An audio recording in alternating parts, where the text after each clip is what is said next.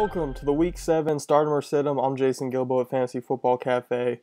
Jumping right into the things with quarterbacks, Carson Palmer, somewhat of a down week last week against the Steelers defense, more so in the touchdown department, only thrown for one, but he threw for well over 400 yards against a pretty bad Steelers secondary. Baltimore not much better, 10th worst pass defense in the league. A lot of favorable matchups for John Brown and Larry Fitzgerald this week, so you really anticipate Palmer throwing a couple touchdowns and well into 300 yards. Hopefully, Baltimore can keep it competitive because we have seen a couple times where Palmer throws 3 touchdowns, but only for 170 yards because he's on and off the field so quick, and they don't even need to throw it the rest of the game. But it shouldn't be the case this week. Should see a pretty high-scoring Monday Night Football game. Ryan Tannehill hasn't been the guy we thought he was going to be this season. Kind of goes to say for a lot of the Dolphins guys, but there's been a turnover in coaching. Who knows if that's started the spark last week against Tennessee, or was it just their horrific defense? But Tannehill going to get the start for me this week.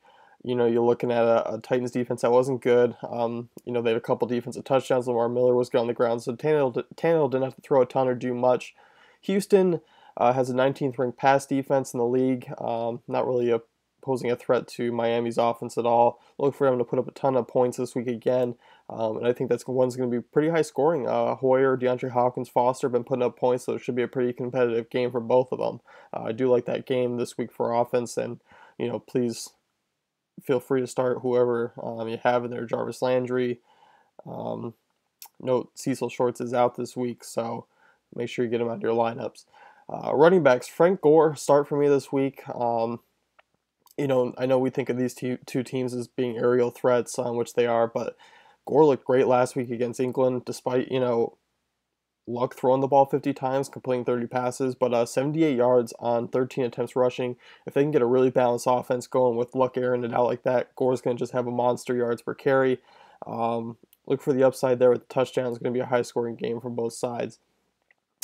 LaShawn McCoy really surprised me last week despite not being 100% himself. I like the offense to run through him with Tyrod Taylor, Sammy Watkins out this week, as well as Percy Harvin. They are completely battered with injuries, so I expect McCoy to really work well.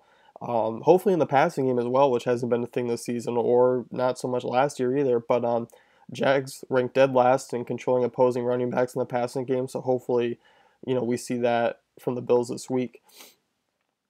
Joseph Randle going to be sitting for me. One thing, you can't like the game script facing the Giants, who are supposed to put up a ton of points this week, meaning McFadden's going to likely be back there in pass situations with Matt Castle under center, so you don't like that match, really for Randle anyway, as well as Christine Michael coming in, going to see a little bit bigger role, so it's going to take away from Randle as well.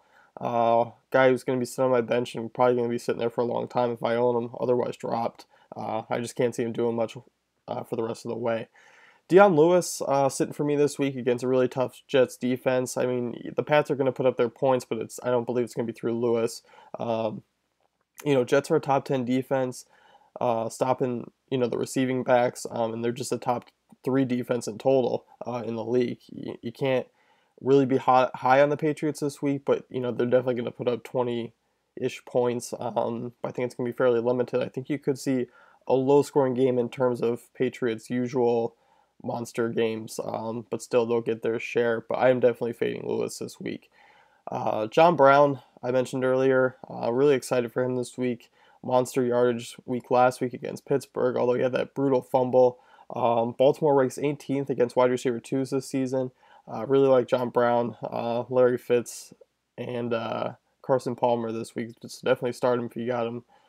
Mike Evans, been a disappointing season. More so, if you can think of a word more so than disappointing.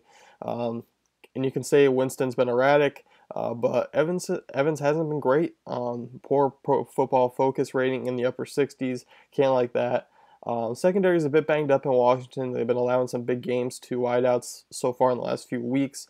Look for Evans to really exploit that because I don't believe they'll be able to run the ball a ton on Washington, who, although have given up a few games, they were very stout earlier in the season.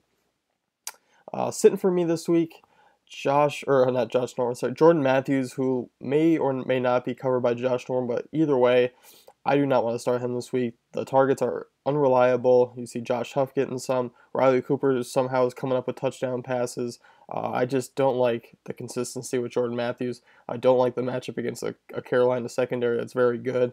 Um, I'm going to easily pass here and look for someone else. Tight ends, Delaney Walker, guy you should have grabbed as a backup tight end or guy you've just been streaming along the way so far this season when healthy. He faces Atlanta, who was just shredded by Benjamin Watson, who I'll talk about in a few minutes. But they also ranked 18th in stopping opposing tight ends. Um, Speaking of Benjamin Watson, I don't anticipate a big game like last week against the Colts defense that is very good against tight ends. We saw it when they held Gronkowski last week. Yeah, he found his touchdown, but he was non-existent in the first half there and much of the second outside that 25-yard touchdown catch.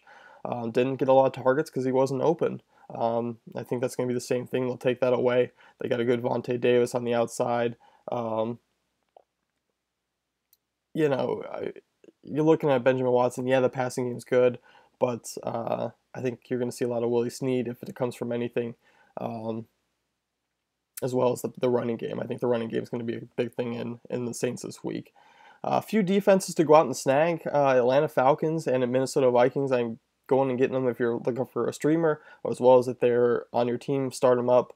Both facing turnover-prone offenses and facing teams with poor projected totals. You gotta like, especially the Saints or Falcons offense against possibly Zach Mettenberg. So you gotta like that there. I'm also sitting the Eagles and Jets defense. And for reasons that are obvious, Carolina's offense has been rolling. They roll through Seattle, which was a bit surprising. I had Jonathan Stewart and Cam Newton on the sit list last week, and that was egg on my face right there because that was pretty brutal with Stewart having a 2-touchdown game as well as Newton finding the end zone twice as well. So it is what it is, but look for them to put up points at home against Philly, making me sit them this week if I own them. Jets defense, Brady doesn't turn the ball over. They don't turn the ball over a lot. It's going to limit them. They're going to still score some points. I can't see the Jets really having a monster week. I think you have more upside with guys like the Falcons, Minnesota. I rather lean towards them. That's going to wrap it up for the week. As always, any questions you have, go to the Fantasy Football Cafe forums, and good luck in Week 7.